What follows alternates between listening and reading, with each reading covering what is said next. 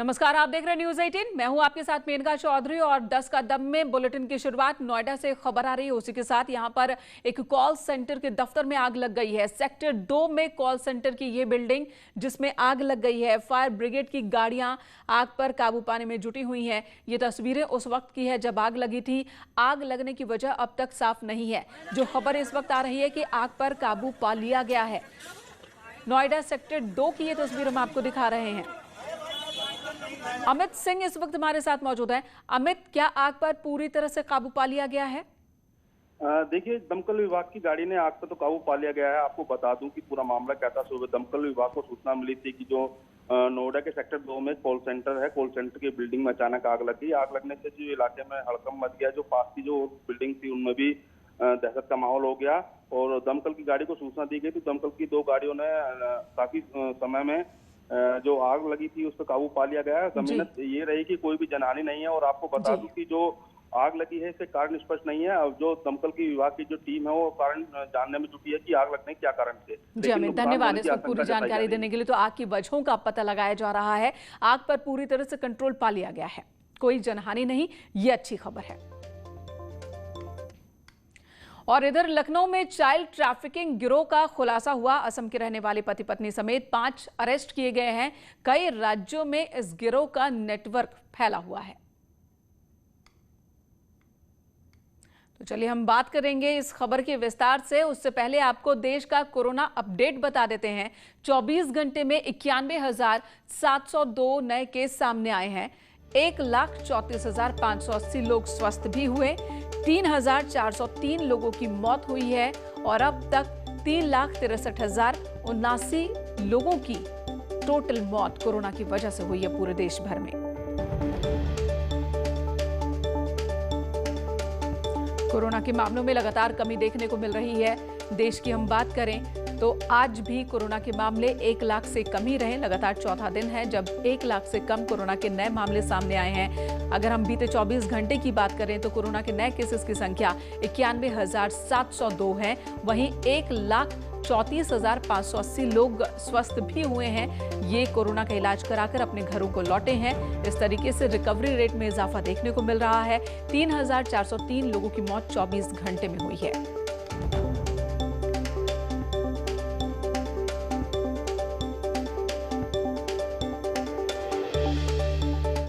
और अब बात उत्तर प्रदेश की भी कर लेते हैं। यूपी का कोविड अपडेट क्या है ये हम आपको बता दें। उत्तर प्रदेश में भी राहत की खबर है कि यहां पर भी कोरोना के मामलों में कमी देखने को मिल रही है।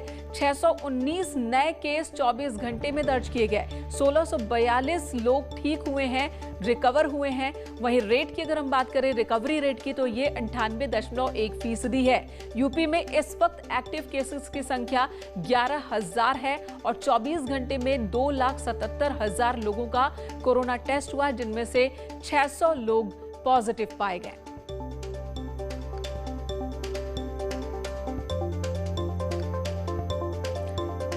दो 2,77,000 कोरोना टेस्ट, जिनमें जो नए कोरोना मरीजों की संख्या आ रही है वो बेहद कम। 619 नए केसेस बीते 24 घंटे में दर्ज किए गए हैं और इसी दरमियान 1642 मरीज रिकवर भी करके अपने घर को लौटे हैं। 98.1% है रिकवरी रेट।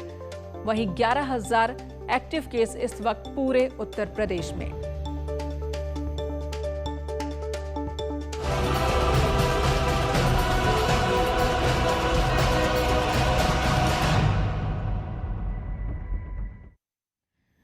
सीएम योगी दिल्ली दौरे पर हैं और चलिए अब हम आपको 4 तस्वीरें दिखा रहे हैं। दिल्ली में सीएम योगी। आज पीएम मोदी से सीएम योगी की मुलाकात होनी है। जेपी नड्डा से भी मुलाकात होगी। कल मुख्यमंत्री ने अमित शाह से मुलाकात की थी, तो आज की मुलाकात बेहद अहम मानी जा रही है। सीएम योगी आदित्यनाथ 2 दिन के दिल्ली दौरे पर हैं और आने वाले साल में विधानसभा चुनाव होने हैं उत्तर प्रदेश में, इस लिहाज से ये दौरा बेहद अहम है। 4 तस्वीरें इस वक्त आपके सामने हैं और आप देख रहे हैं कल गृह मंत्री अमित शाह से मुलाकात की थी सीएम योगी आदित्यनाथ ने। करीब 1.5 घंटे तक मुलाकात हुई थी और इस मुलाकात में कैबिनेट विस्तार को लेकर भी चर्चा हुई, अलग अलग मुद्दों पर भी चर्चा हुई। आज पीएम मोदी से मुलाकात होनी है, 11 बजे ये मुलाकात होनी है 7 LKM में उनके आवास पर, और उसके बाद मुलाकात होगी बीजेपी के राष्ट्रीय अध्यक्ष जेपी नड्डा से। पवन गौड़ हमारे सहयोगी इस वक्त हमारे साथ जुड़ चुके हैं। पवन, 11 बजे मुलाकात होनी है, 10 बज चुका है, वक्त बेहद कम है। आगे का कार्यक्रम क्या है? कितने बजे प्रधानमंत्री के आवास पर मुख्यमंत्री पहुंचेंगे?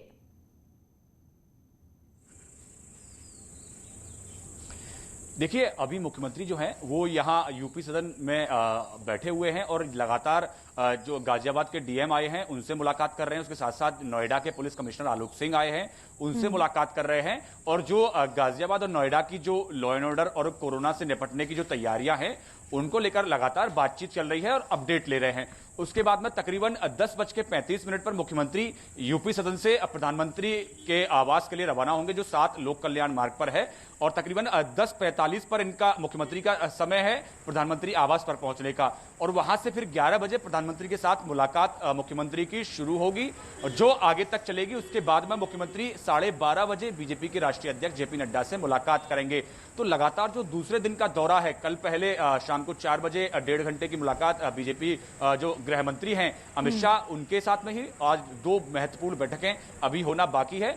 तो तस्वीर लगातार यही संदेश है कि पिछले जो कोरोना की दूसरी लहर है उसमें सरकार ने किस तरह से काम किया, उसके साथ साथ क्योंकि आगामी वर्ष में विधानसभा चुनाव होने हैं, उनकी तैयारी के लिए किस तरह से रणनीति बनानी है, कैसे आगे चलना है, उसको लेकर लगातार अब चर्चा, क्योंकि पहले कई सारे दिनों में बैठक पहले दिल्ली में हुई, फिर लखनऊ में हुई, उसके बाद में अब ये चर्चा यहां चल रही है। उसके साथ साथ दो महत्वपूर्ण बैठकें और कल हुई। पहली बैठक थी जो अपना दल एस की जो अध्यक्ष हैं अनुप्रिया पटेल, उनकी गृह मंत्री के साथ में। उसके बाद में निषाद पार्टी के अध्यक्ष संजय निषाद और उनके साथ में जो संत कबीर नगर के सांसद हैं प्रवीण निषाद, उनकी मुलाकात अमित शाह के साथ में। बिल्कुल तो ये दोनों मुलाकातें बिल्कुल पवन अहम है, बहुत ही अहम मुलाकात और मुलाकातों का दौर जो है वो लगातार बना हुआ है। और आज प्रधानमंत्री से मिलना है सीएम योगी आदित्यनाथ को और सबकी निगाहें इस बहुत ही महत्वपूर्ण मुलाकात पर इस वक्त बनी हुई है। प्रधानमंत्री आवास से ही अनूप गुप्ता हमारे साथ जुड़े हैं। अनूप, सीएम योगी आदित्यनाथ दिल्ली में है, जाहिर सी बात है ये दौरा बेहद महत्वपूर्ण है आने वाले साल में और बहुत कम वक्त रह गया, 6 महीने का लगभग वक्त रह गया है विधानसभा चुनाव में। और इसी बीच कोरोना की चुनौती भी है, कई और भी बिंदुएं हैं और आज की मुलाकात बेहद अहम।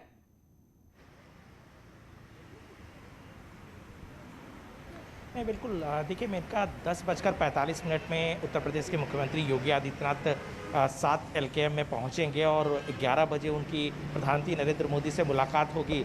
काफ़ी महत्वपूर्ण कहा जा सकता है। जो सूत्र बता रहे हैं कि पिछले महीने ही प्रधानमंत्री नरेंद्र मोदी से योगी आदित्यनाथ को मिलना था। चूँकि पिछला 2 महीना में इनका आपने भी देखा कि किस तरीके से चुनौतीपूर्ण रहा था, न केवल भारत सरकार के लिए बल्कि उत्तर प्रदेश सरकार के लिए, जिस तरीके से कोरोना महामारी का प्रकोप लगातार बढ़ता रहा था। हमने देखा कि उस वक्त भी योगी आदित्यनाथ कोरोना पीड़ित हुए थे, लेकिन लगातार जो है वो कोरोना को काबू करने के लिए वो लगातार उनका काम जो है लगातार जारी रहा और उसके बाद हर ज़िलों का दौरा किया।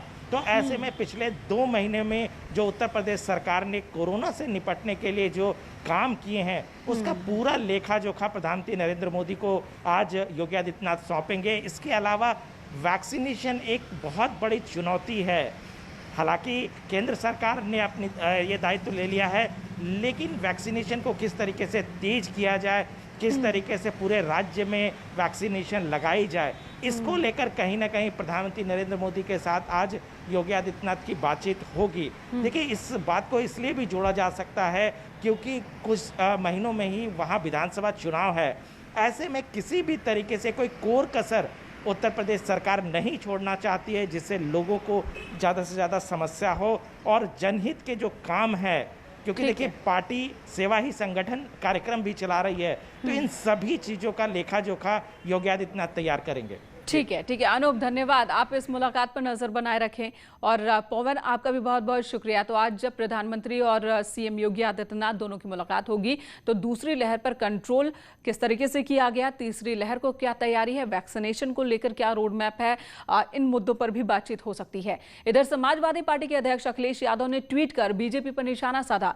अखिलेश ने अपने ट्वीट में लिखा है कि इधर बेकरारी है, बेकारी है, बेरोजगारी है, रिकॉर्ड तोड़ रही है, और उधर महंगाई कमर तोड़ रही है। न मनरेगा में काम है, न स्किल मैपिंग का कहीं अता पता है, और न ही इन्वेस्टमेंट मीट के निवेश का। व्यापार, कारोबार, दुकानदारी, कारीगरी सब ठप है। बंदरबाट में उलझी हुई है भाजपा सरकार, और सरकार से जनता को कोई उम्मीद भी नहीं है। तो एक तीखा हमला अखिलेश यादव की ओर से, समाजवादी पार्टी की ओर से बीजेपी पर किया गया है।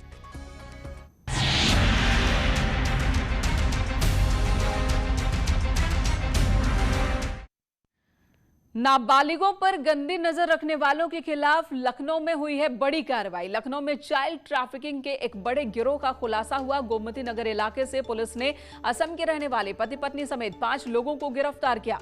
गोमती नगर पुलिस और एडीसीपी ईस्ट की क्राइम टीम ने इस ऑपरेशन को अंजाम दिया। ये गैंग जिस्म फरोशी के लिए नाबालिग लड़कियों को पूरे देश में सप्लाई करता था। जानकारी के मुताबिक देश में कई राज्यों तक इसके नेटवर्क फैला हुआ है। इस दौरान असम की 2 नाबालिग लड़कियों को इनके चुंगल से मुक्त भी कराया गया। आपको बता दें, नाबालिग लड़कियां असम के कामरूप की रहने वाली हैं। काम देने के बहाने इनको वहां से लाया गया था। असम का फैजुद्दीन ही गिरोह का सरगना है। उसे उसकी पत्नी समेत गिरफ्तार कर लिया गया है और अब पुलिस इनके बाकी नेटवर्क को खंगाल रही है। कोरोना महामारी ने न जाने कितने लोगों की नौकरियां छीन ली, कितनों को दाने दाने का मोहताज बना दिया। आज हालात बद से बदतर हो गए हैं, लेकिन ऐसे वक्त में भी कुछ लोगों ने हिम्मत नहीं खोते हुए अपने का साथ दिया है, अपनों का साथ दिया और खुद के साथ साथ दूसरे लोगों के लिए भी उम्मीद बने हैं। ऐसी ही एक कहानी है मेरठ की रहने वाली सुजाता की। देखिए ये रिपोर्ट। कोरोना काल में जब लोगों को अपनी नौकरी से हाथ धोना पड़ा, जब लोग नौकरी चले जाने के गम में दर दर भटकने को मजबूर हो गए, ऐसे में सुजाता लोगों के लिए मिसाल बनकर उभरी हैं। सरकार की ग्रामीण रोजगार योजना का लाभ उठाकर सुजाता न सिर्फ अपने पैरों पर खड़ी हुई, बल्कि अपने साथ साथ कई और लोगों को भी रोजगार देने का काम किया। कोरोना काल में सरकार की योजनाओं का लाभ उठाकर न जाने कितने बेरोजगार युवा अपने पैरों पर खड़े हो गए। न सिर्फ बेरोजगार युवा और युवतियां अपने पैरों पर खड़े हैं, बल्कि वो औरों को भी रोजगार दे रहे हैं। सुजाता मेरठ के मवाना इलाके की रहने वाली हैं। कोरोना काल में जब नौकरी का संकट मंडराने लगा तो सुजाता ने सरकार की योजनाओं से लाभ उठाते हुए बताशे का उद्योग शुरू कर दिया और आमदनी का नया तरीका ढूंढ निकाला। आज सुजाता के साथ 26 और महिलाएं काम कर रही हैं। सुजाता गुप्ता द्वारा मवाना में उद्योग चलाया गया बुरा बतासे का, जो कि बहुत अच्छा चल रहा है। अच्छी खासी कमाई भी 40-50 हजार रुपए महीना कमा भी रहे।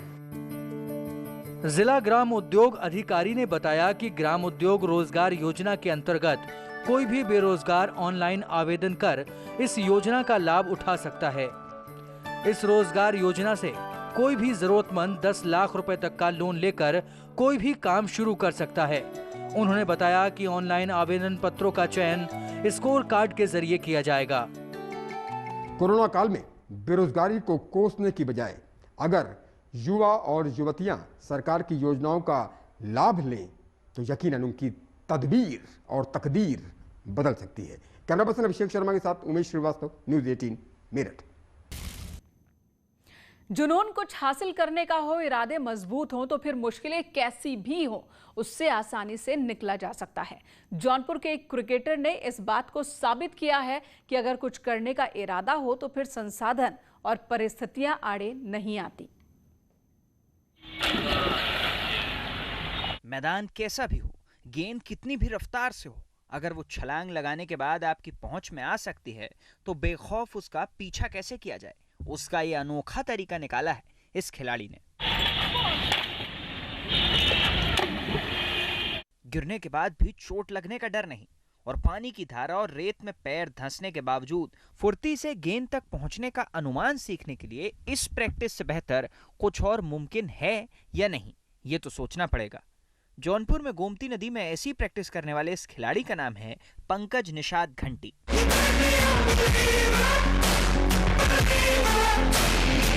और गोमती नदी के पानी में की गई इस प्रैक्टिस का नतीजा उस वक्त कमाल लगता है जब इसे पथरीली जमीन और सूखी घास वाले मैदान पर अंजाम देने की कोशिश होती है। इन तस्वीरों को देखकर आपके मुंह से वाव, जबरदस्त, शानदार, कमाल और पता नहीं कौन कौन से शब्द निकल पड़े।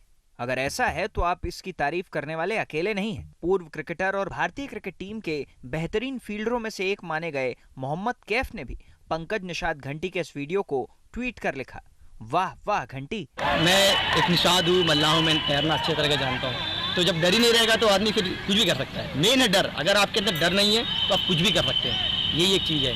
अगर आपको फील्डिंग करना है तो ग्रास है, तो डाइव करने का तरीका होता है कि जब हम डाइव करते हैं तो मेरी बॉडी पोजीशन क्या होनी चाहिए। जब हम बॉडी एयर में रहती है तो मेरा कुछ नहीं पोजीशन क्या होना चाहिए। जब डाइव करेंगे, एयर में कूदेंगे तो पहला पोजीशन क्या होना चाहिए कि मेरी बॉडी किस इधर गिरनी चाहिए कि इस बगल गिरनी चाहिए। प्रैक्टिस के इस अनोखे अंदाज के बारे में पंकज का अपना तर्क है। उनका कहना है कि चोट का डर निकालने और सीखने का इससे बेहतर तरीका नहीं हो सकता। विश्व क्रिकेट में फील्डिंग के जरिए जिस क्रिकेटर ने अपना सिक्का जमाया उसका नाम जॉन्टी रोड्स है। दक्षिण अफ्रीका के लिए खेलने वाले जॉन्टी के हुनर का ही कमाल था कि दुनिया भर में उनके चाहने वाले मिले। मैदान कोई भी हो, मुकाबला किसी भी टीम के बीच हो, जॉन्टी के हिस्से हमेशा तारीफ ही आई और वो भी उनकी कमाल की फील्डिंग की बदौलत। पंकज निषाद को जॉन्टी का यही हुनर इतना भाया कि उन्होंने उनके जैसा ही क्रिकेटर बनने का फैसला कर लिया। मेहनत रंग लाई तो पंकज को जौनपुर का जॉन्टी रोड्स कहा जाने लगा। पंकज खुद भी मानते हैं कि उन्हें बेहतरीन फील्डर बनने की प्रेरणा जॉन्टी रोड्स से ही मिली। क्रिकेट को लेकर पंकज का जुनून अब चर्चा में है। कुछ दिन पहले नदी में प्रैक्टिस के जो वीडियो सामने आए वो वायरल हो गए। टीम इंडिया में पंकज भले ही अपनी जगह नहीं बना पाए हों, लेकिन अब उनका जुनून दूसरों को प्रेरणा दे रहा है। अपनी मेहनत से पंकज ने जो कुछ भी सीखा है अब वो नए खिलाड़ियों को देना चाहते हैं। जौनपुर के इस क्रिकेटर के जज्बे को लोग सलाम कर रहे हैं।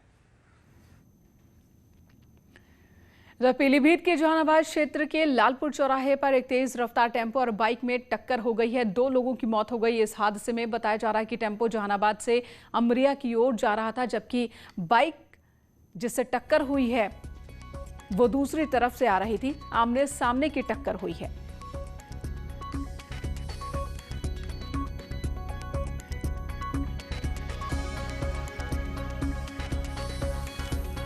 लालपुर चौराहे पर हादसा, 2 लोगों की मौत हो गई। रफ्तार की वजह से यह हादसा हुआ, ऐसी खबर है। जब तक हादसे के शिकार लोगों को हॉस्पिटल ले जाया जाता उनकी मौत हो गई थी। पुलिस ने इन दोनों की ही मौत की पुष्टि की। रफ्तार के कहर की ये तस्वीर आप देख रहे हैं। और अब बात वैक्सीनेशन की करते हैं। नेटवर्क 18 ये सुनिश्चित करना चाहता है कि हर भारतीय को कोविड-19 का टीका मिले। टीकाकरण जागरूकता बढ़ाने के लिए नेटवर्क 18 और फेडरल बैंक की पहल संजीवनी अ शॉट ऑफ लाइफ को आप भी सपोर्ट करें।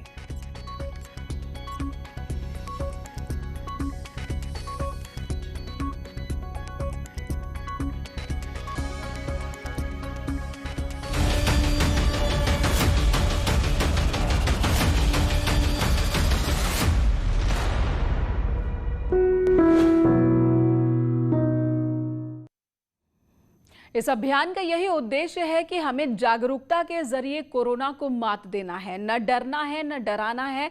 सच जानकर वही सच दूसरों को बताना है। और प्लीज अफवाह मत फैलाइए। अफवाह फैलाने वालों से भी अपील है और चेतावनी भी कि ऐसा मत कीजिए। वैक्सीन संजीवनी है, लोगों को ये बात समझाने की आप भी कोशिश कीजिए। नेटवर्क 18 और फेडरल बैंक मिलकर एक वैक्सीनेशन जागरूकता अभियान चला रहे हैं जिसका नाम है संजीवनी अ शॉट ऑफ लाइफ, और काम है जागरूकता के जरिए कोरोना को मात देने का। टीका लगा तो जरा टीका लगा, जब अपनी बारी आए टीका लगा। हो ये जो ढाल सी है तो कमाल सी है, संजीवनी आई यहाँ। टीका लगा तो जरा टीका लगा, तो जरा टीका टीका टीका टीका लगाया क्या?